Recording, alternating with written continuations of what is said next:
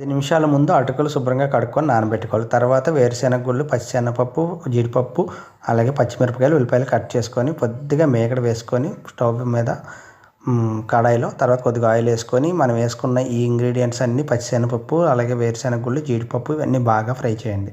Fry చేసిన తర్వాత కొద్దిగా బాగా ఫ్రై అయిన తర్వాత బాగా ఫ్రై చేయండి. బాగా వేగాలి. ఎంత బాగా ఎగితే అంత బాగుంటాయి. ఈ ఉప్మా కూడా చాలా టేస్టీగా ఉంటుంది. ఈ అటుకుల ఉప్మా మీరు అదొక్కటే గమనించండి. మీరు ఎప్పుడైనా సరే చేసేటప్పుడు ఈ ఇంగ్రీడియంట్స్ మాత్రం చాలా బాగా వేగాలి. అలా వేగినప్పుడే మనకి ఉప్మా అద్దిరిపోతుంది. ఒక్కసారి ట్రై చేయండి. కొద్దిగా పసుపు కూడా వేయండి. కొద్దిగా ఎక్కువ వేయండి పసుపు. ఎందుకంటే మనకు కలర్ఫుల్గా కావాలి కాబట్టి. అలాగే పచ్చిమిరపకాయలు, ఉల్లిపాయలు కూడా కొద్దిగా లేట్గా వేసి కొద్దిగా కరివేపాకు జల్లి ఉప్పు అలాగే బాగా మిక్స్ చేయండి. మిక్స్ చేసిన తర్వాత మనం ముందుగా నానబెట్టుకున్న ఈ అటుకులన్నీ అక్కడ వేసి బాగా కలపండి, తిప్పండి. కొద్దిగా నెయ్యి వేసి కలపండి. అటుకుల ఉప్మా రెడీ. సూపర్.